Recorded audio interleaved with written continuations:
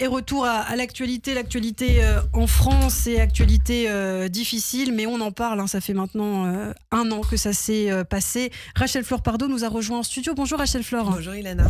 Alors effectivement, vous nous parlez aujourd'hui d'un procès important qui va débuter demain à huis clos et pendant 3 jours avec l'organisation juive européenne, d'ailleurs nos amis de l'OJE, au tribunal pour enfants de Nanterre. Oui, c'est une histoire d'amour qui commence entre 2 ados dans un même collège de Courbevoie et qui tourne mal, très mal, le jour où le garçon apprend que la fille est juive. Il ne supporte pas cette idée, si bien qu'avec 2 complices, il finit par l'entraîner dans un local désaffecté où elle est séquestrée, insultée, frappée, violée, alors que les faits sont filmés. 1 an plus tard, presque jour pour jour, ces 3 agresseurs, désormais âgés de 13 et 14 ans, seront jugés à partir de demain devant le tribunal pour enfants de Nanterre.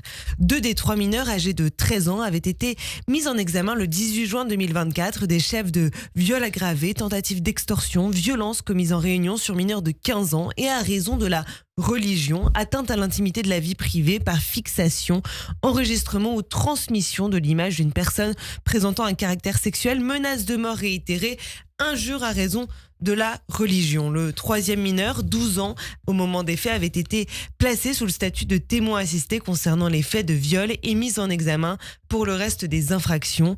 Compte tenu de l'âge des mises en cause, les 3 jours d'audience se tiendront entièrement à huis clos.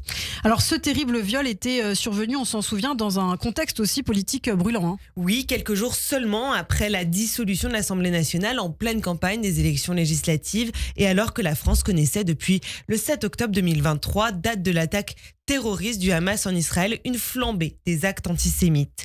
Au premier trimestre 2024, selon des chiffres du gouvernement, 366 faits antisémites étaient déjà recensés entre janvier et mars, soit une augmentation de 300% par rapport aux 3 premiers mois de l'année 2023. En janvier 2024, le CRIF avait rapporté une forte augmentation des actes antisémites en France qui ont été multipliés par 4 en 1 an, passant de 436 en 2022 à 1976 en 2023. Dans les années 90, les actes antisémites se comptaient par dizaines, puis par centaines les années suivantes. Ils se comptent aujourd'hui par milliers.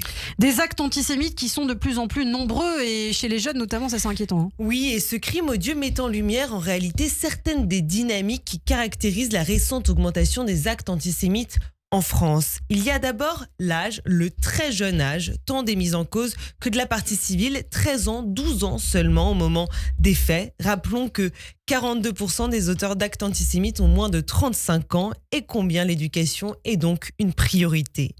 Il y a ensuite les mots utilisés par les accusés qui mêlent comme souvent dans une telle confusion qu'il est bien difficile de distinguer l'un de l'autre, haine des Juifs et critique d'Israël.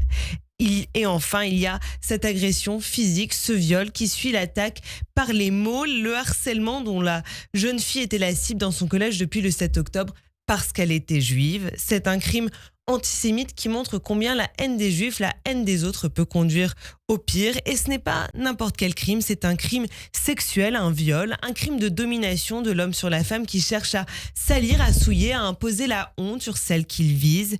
Mais la honte, c'est du côté des mises en cause qu'elle doit régner. Gisèle Pellicot nous l'a récemment bien rappelé. Alors à la veille de l'ouverture du procès, je pense à cette jeune fille, à ses proches. Je veux lui dire qu'elle n'est pas seule et que nous sommes nombreux à la soutenir. Eh bien, merci beaucoup Rachel Flore Pardo. Évidemment, on en parlera cette semaine de ce procès qui s'ouvre donc à huis clos dès demain. On en parlera avec Muriel Wagnin-Melki, présidente de l'OJE, et son vice-président Oudi Bloch également, qui représente cette petite fille, cette adolescente désormais, qui a d'ailleurs décidé de se présenter au procès et d'affronter ses agresseurs.